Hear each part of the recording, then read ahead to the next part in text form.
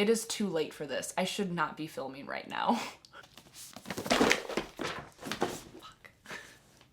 Hello my bookworms, welcome back to my channel. My name is Sydney, and today's video will be my April wrap-up, or all the books that I read in the month of April.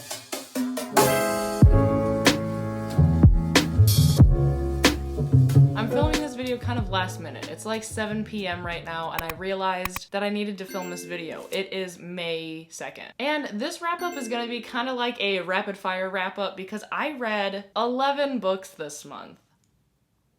I'm really proud of myself. I don't know about you, but during my April Spin the Bottle TBR game, I actually had 11 books on my TBR because that episode was chaos, more so than other ones. Now, all the books that I read weren't really on that Spin the Bottle TBR game, but I still read 11 books, so I am proud of myself regardless. Am I like really low in the shot? Do I need to move this? That's better. Yeah, that's better. So obviously this is a very chill video because I obviously didn't get ready for it. Caleb and I have been sitting on the couch all day because it's Sunday, and I was like, oh hey, I should probably film this video, so I'm gonna go do that really quick. So here we are. We're gonna talk about all the books that I read last month in April. Let's go. The very first one was one of the ones that was not on my TBR originally, and it was Beneath the Sugar Sky by Shauna McGuire. It is the third book in the I can never say this, Wayward children's series, and I thought it was good. I really preferred the first and the second one to this third one. In the series, none of the books really go together. Like, you can read them out of order. They don't have a chronological story to be told, but I prefer to read things in order of publication, so that's what I'm doing. And I ended up giving this one a 3 out of 5. I thought it was good. I mean, I still love the premise of these stories, and I really love Shauna McGuire's writing, but I really preferred like the really dark, moody, spooky vibes of the first and second books. But I still had a really good time reading it. I read it in a couple hours for the Buzzwordathon for this past month, which I might have kind of maybe have cheated on. It was space words, and it might be a stretch, but I considered sky to be spacey because space is in the sky. Right? You can give it to me, you cannot give it to me, like, I don't care. This is what I ended up doing, so take it or leave it. The next book that I read in the month of April was The Song of Achilles by Madeline Miller, and I'm really happy that I finally read this. This book has really opened up my mind more to the genre of like a Greek myth retelling, because in my mind, like, I love the idea of Greek mythology. I just think it's super interesting, but I have never really been drawn to stories of Greek myth retellings, and I don't really know why. So I was a little bit nervous to dive into this book, but I loved it. I gave it a 5 out of 5. I didn't cry. I know like everyone says that they sob at this book. I mean, like, I definitely like felt things, but I definitely didn't cry, which is fine. Maybe I was just not emotional that day, but I still absolutely loved the story. I think that the writing was very, very atmospheric, and it was just really easy to get sucked into the story itself. And I didn't have any like previous knowledge of this exact story. I think I remember like little snippets of things that I learned about like Achilles and Patroclus like years and years and years ago. So I essentially went into this book with like very sparse knowledge of the original Greek myths. And I think that that was really good because I was able to just really enjoy the story and immerse myself in this world. And it was beautiful. It was really, really well done. I gave it a 5 out of 5. The next book I read was in a reading vlog actually with The Song of Achilles and this next book. I'll leave it linked down below because this next book, like, the weirdest book I've ever read. Hands down, for sure. It was Bunny by Mona. I've been saying Awad. Mona Awad. I mean, Awad probably makes more sense. I don't know for sure. But this book, man, oh my god. What do I even say about it? It's so weird. It was so strange, and I loved every second of it. It was such a great reading experience. There were so many times that I was reading this and I was just laughing out loud. Not because of the content matter was funny, because it's not like funny in a comical sense, but it's funny in a way of I was just consistently in my mind thinking, what the hell am I reading? This is crazy. This is insane. And like, because this author was able to create ideas like this and put them into a story and just like make them come to life, I was just blown away. Like, it was such a wild ride and very spooky, very culty, and just so weird. Very strange. And I gave it a 5 out of 5.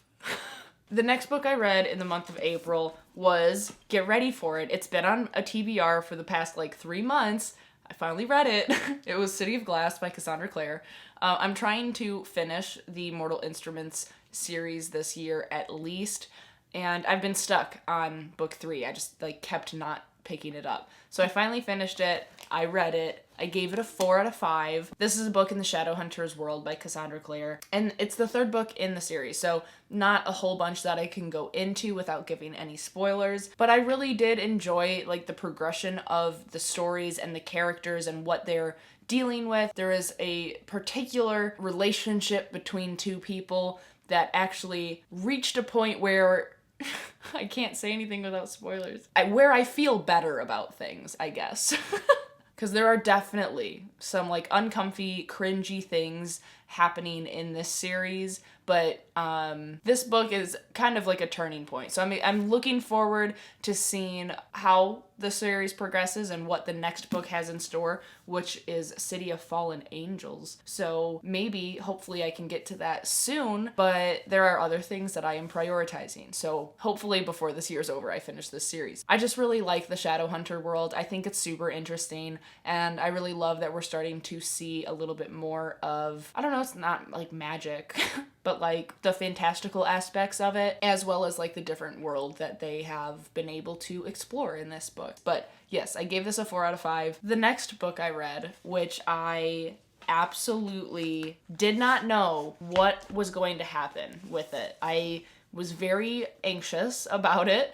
I actually picked this book, if I'm remembering correctly. It was, I got a nightmare prompt, or it was just like a normal prompt on my TBR game, but the prompt itself was read an intimidating book. And I was intimidated by this book for sure, because on BookTube there are so many mixed reviews about it, and it is Katherine House by Elizabeth Thomas, and I ate this up. I love this book. Oh my god, I feel it in my heart. I love this book. I definitely could see myself rereading this at some point in the future. I told Caleb that I want him to read Katherine House as well as Bunny, because he needs to experience them, and they're his type of weird too. Like, I think that he would enjoy it. But Katherine House, for me, it was like a step below Bunny on the weird scale. Like, Bunny has some like really like gruesome weird, but I guess Katherine House does also have a couple gruesome aspects to it, but I think it's a little less graphic than Bunny. Regardless though, I could see why people wouldn't like this book. I do think that the characters themselves, at least a couple of them, were a little bit one note, like nothing really happened with them, or nothing really evolved, or there was not much of an arc for a lot of people. But like, when I went into this, I was like, I'm here for a good time, not a long time, so like, I'm just gonna enjoy it and just let the book do what it is going to do. Just for the experience that I had while reading it and my emotions towards before, during, and after experiencing the book, I'm giving it a 5 out of 5. If I was rating it on like a very strict, actual, like integrity scale, I would probably give it like a 4. But no, I'm giving it a 5. In my mind, I can't give it anything else. Okay, the next book I read, really changing gears here. I read This Close to Okay by Lisa Cross Smith, and this was another one that I just really, really liked. This book, I didn't have any plans to read it on the day that I did, but on that day, I woke up and I just like wasn't feeling that great mentally, emotionally. I just wasn't really in the mood for anything, and I knew that this book was going to talk about some more sensitive topics like depression, like depression, suicide, and just, you know, like going through therapy and trying to better yourself. But the process to do that is obviously very emotional and hard. So the day that I was just kind of like feeling like shit about me, myself, and I gravitated to this book, because I don't know if any of you are like me, but like if I'm in a sad mood, I like to listen to sad music, or I like to make myself more sad, and somehow that makes me feel better eventually. You know what I mean? Maybe. Just me. Okay. But ultimately, I really did enjoy this story. I really liked Lisa Cross Smith's writing, and the characters that she created were so different from one each other. One each other? It is too late for this. I should not be filming. Basically, I really enjoyed her characters, and even though the situation seems a little bit unrealistic, I just took it for what it was. And again, just like wanted to immerse myself in the story and just accept that this one stranger saved this other stranger from jumping off of a bridge and invited him over to her house for the entire weekend, which includes a family Halloween party at her brother's house and a lot of like soul searching and kind of like mystery backstabby, like what's really going on, like who is this guy type thing. And I liked it. I thought it was really good. So I ended up giving it a 5 out of 5 on Goodreads. I think I might give it like a 4.5, like in my heart, but I rounded up on Goodreads. The next book I read in the month of April, I am kind of upset about, honestly. I was expecting to love this book with my whole heart, but it was a little bit underwhelming for me. I just think that I had such high expectations because the cover is so beautiful that I was like, the story has to match that level, right? Like it just has to. And for some people, I know that it has, but I don't know, it just kind of fell flat for me. And it is Watch Over Me by Nina LaCour. And it's not that I thought it was bad, because it wasn't. Like, I really did enjoy the story. And maybe if I went into it with a similar mindset as to what mindset I went into this close to okay, maybe I would have had a different experience about it, because it was a lot more like emotional and deep than what I was previously anticipating it to be. This book is about a girl who goes to almost like a cultish, foster-ish family thing, is the vibe that I was getting. And she is going there to help teach the children of the people who live there. And on this like isolated part of Northern California,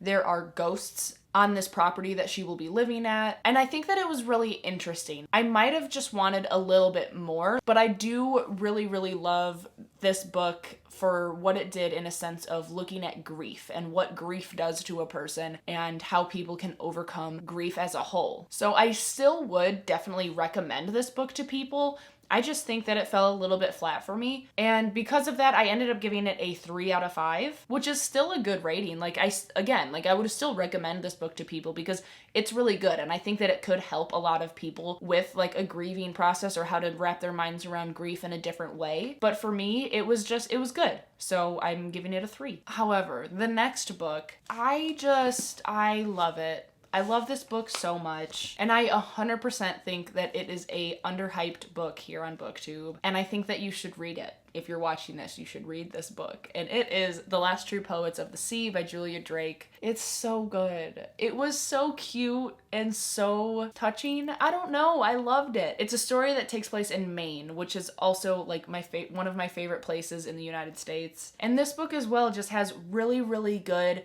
mental health representation as well as fantastic bisexual rep. This book is 391 pages, and I read this book in one day. I started it at 11 a.m. and I finished it at like, I don't know, 5 p.m. or something. It was that good. It had my attention that much. And it was one of those books for me that since I read it for that long, normally if you read for that amount of time, your mind, my mind at least, gets tired. Like it starts to feel like it's really working. And my eyes get a little like drifty and it's harder to focus after that much time. But that's not the case for this book. That's when I know that my experience with a book is just like really special because I didn't feel like I had read almost 400 pages. I didn't feel like I had read for over 5 hours. And I just ultimately really, really loved the story itself and how Julia Drake, again, wrote her characters who are struggling with mental illness, because I just think that it's